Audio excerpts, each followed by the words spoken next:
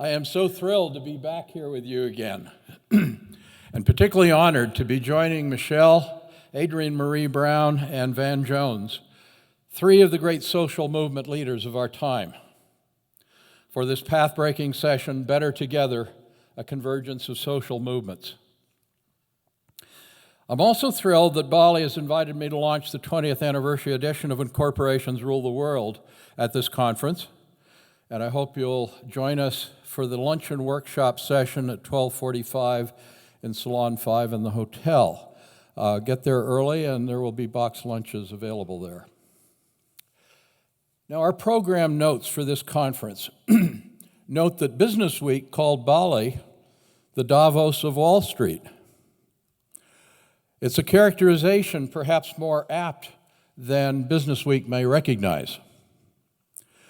My remarks this morning will take a deep dive into the profound significance of BALLE as a counter to the devastation wrought by the Davos of Wall Street.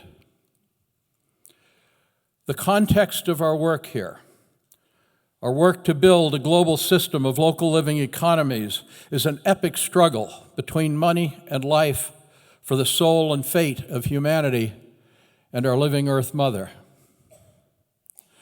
Davos and the Wall Street economy stand with money and the exploitation and destruction of life to make money for those who already have money far beyond any need or beneficial use. At the time of BALLE's founding, an astute colleague called the Wall Street economy the suicide economy, destroying the foundations both of its own existence as well as the existence of humanity. Michelle spoke of the process of financialization. Remember, we used to talk about financial services? There was a recent, I think it was a McKinsey study, that was bemoaning the fact that though for a while the percentage of GDP that went to financial services had been growing steadily, and that had sort of slacked off. It really raised the question of what do we mean by financial services? Basically, financial services should be treated as a cost center, not a profit center. Anyhow, BALLE and the Main Street economy stand with life. We seek a living economy that works in co-productive partnership with living Earth to meet the livelihood needs of all. Our work, BALLE's work, humanity's work, is to resist corporate rule, to liberate ourselves from servitude to Wall Street corporations and financial markets, and to live into being a planetary system of community-based local living economies that work for all, truly work for all. We best understand the deep and epic significance of our work by placing it in a historical context. We are in an endgame struggle in a 5,000-year era defined by the rise and fall of imperial civilizations, in which the few gain monopoly control of the means of living of all to reduce the many to lives of oppression and involuntary servitude. There is a persistent and familiar pattern in this rise and fall of empire. The condition of the many becomes increasingly intolerable. The social fabric disintegrates. Violence becomes extreme and pervasive. The social and economic and ecological fabric disintegrate, and the society and its supporting biosystems collapse into chaotic disorder. This has repeated constantly over the last 5,000 years. It is now, however, different. For the first time in the human experience, empire's institutional reach is global and increasingly operates autonomously beyond the control of any human person or persons, and is on a path to colonize all the world's people and resources with the support of our failed, money-saturated politics. As we meet President Obama and the U.S. Congress, Republicans and Democrats together join in common cause to finalize an international corporate rights agreement called the Trans-Pacific Partnership that will further consolidate corporate rule at the expense of democracy, people, and the rest of nature. This agreement, as many of you know, will literally make it illegal to favor local businesses. We'll say more about that after my presentation. Meanwhile, the social, environmental, and governance collapse that is now unfolding around us is potentially total and final. We, the people of living Earth, face a unifying imperative. The ability of the few to rule the many has always depended on keeping the many divided against one another by race, gender, religion, language, ethnicity, while privileging the demographic of the rulers. The privileged demographic in our country, the United States, has been and largely remains white male Protestants of British descent. Well, I grew up a white American middle-class male Protestant of British and a bit of German descent. I bought the standard story. According to that story, the story I knew as a child, America was born of a democracy and a rebellion against tyranny, recreated a land of limitless opportunity for all, became a global champion of freedom and democracy, a liberator of the oppressed, and the world's beacon of hope and possibility. But later, as an adult, I lived for 21 years in Africa, Asia, and Latin America on a white American's mission to end global poverty by making them more like us.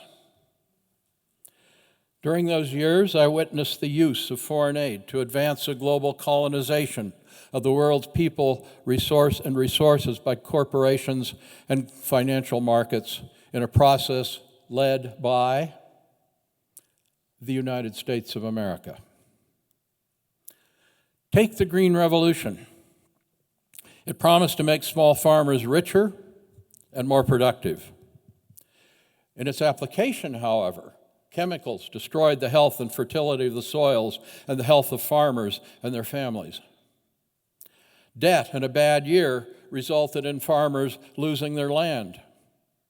The beneficiaries were seed and chemical corporations and lenders who financed the inputs and then took over the foreclosed farmlands.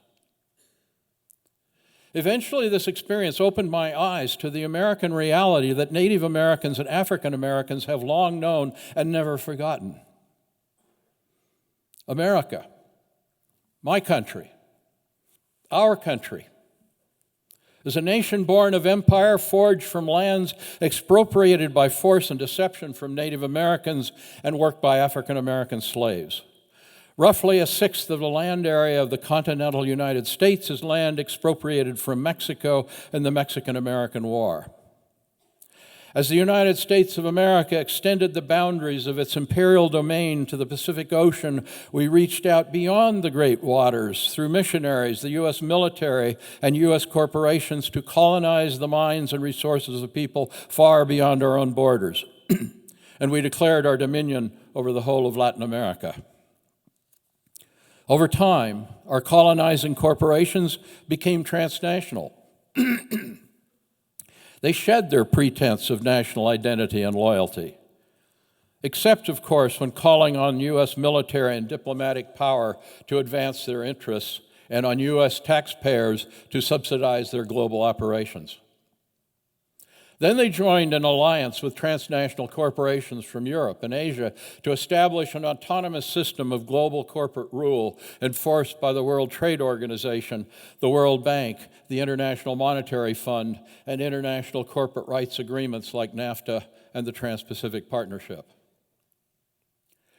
It is difficult for those of us the system favors to see the truth, because the benefits of systemic privilege in an imperial society are so substantial for those it serves. Those of us who enjoy that privilege too easily accept and perpetuate the deceptions rather than risk banishment to the ghettos of the excluded. We are now, however, in a moment of awakening, a moment nationally and globally. The middle class is shrinking, living wage jobs are disappearing, students even from privileged backgrounds find the price of a college education is a lifetime of debt slavery. And the living systems of living earth are collapsing under our very feet. Even those of us once privileged can no longer deny the reality. Hope for us all lies in the more positive side of America's history. The historical struggles of our excluded for liberty, dignity, and democracy. The people of our imperial nation have been at the forefront of global worker, gender, civil rights, peace, and environmental movements. Each of these movements has made impressive victories. These victories, however, rather gains, hardly victories. These gains, however, remain partial for so long as the institutional structures of imperial corporate rule remain in place. And those structures will remain in place for so long as our progressive movements remain divided. I sense that we have arrived at a breakthrough moment of shared recognition of the imperative to act in common cause to confront and replace the institutions of corporate rule that drive imperial wars, injustice, involuntary servitude, and systemic destruction of Earth's capacity to support life. The current convergence of social movements is born of a growing recognition that the solution to a violent, corrupt, unjust, and ultimately self-destructive system is not reform. It is a new system. BALLE is at the forefront of defining and building that new system from the bottom up. That is why BALLE's role as the Davos of Main Street is at the leading edge of the creation of an ecological civilization that works for all. The living economy we commit ourselves to bring forth seeks three inseparable outcomes. The first is earth balance. We are reawakening to what our ancestors knew and indigenous people still know. We humans are living beings, born of and nurtured by a living earth, itself born of a living universe. Earth does not belong to us. We belong to her. Our health and well-being depend on her health and well-being. We are relearning in ways appropriate to our time to live in a balanced, co-productive partnership with the whole of living Earth's community of life. The second outcome is equitable sharing. The essentials of life that living Earth gifts to us are both a common heritage and a common product of the living beings, all the living beings that together create and maintain them. We humans must learn to share with one another and with all of life's living beings the bounty that we create together. The third outcome is economic democracy.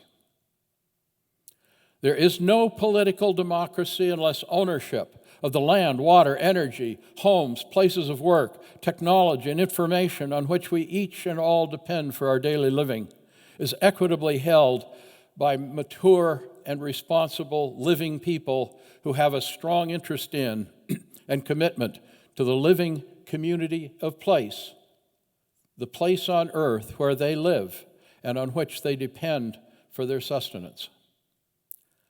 These three outcomes are in each instance exact opposites of those generated by the cultural and institutional system of the Wall Street suicide economy.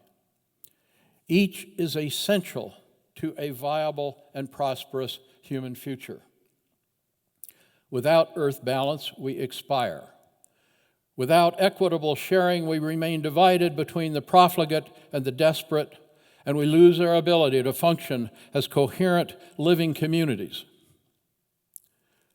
Without economic democracy, we continue to live in servitude to money-seeking corporations that value life only for its market price. United we live, divided we perish. We are the ones we've been waiting for. Thank you.